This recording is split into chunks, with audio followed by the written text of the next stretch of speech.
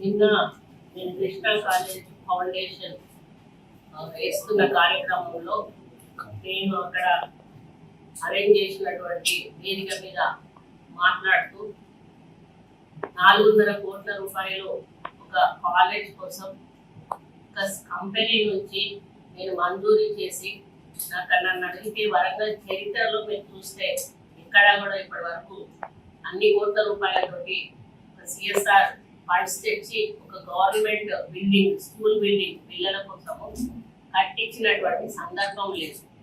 ఆ విధంగా నేను 400 కోట్ల రూపాయలు ఒక కంపెనీ నుంచి సిఎస్ఆర్ ఫండ్స్ శాంక్షన్ చేయించి అక్కడ ఫౌండేషన్ వేస్తున్న సందర్భంలో నేను వేదిక మీద మాట్లాడుతూ జనరల్ గా ఇటువంటి ఫైల్స్ దగ్గరకు వచ్చినప్పుడు కొంతమంది మంత్రులు డబ్బులు తీసుకుని ఫైల్స్ క్లియర్ చేసే ఆలోచనతో ఉంటారు.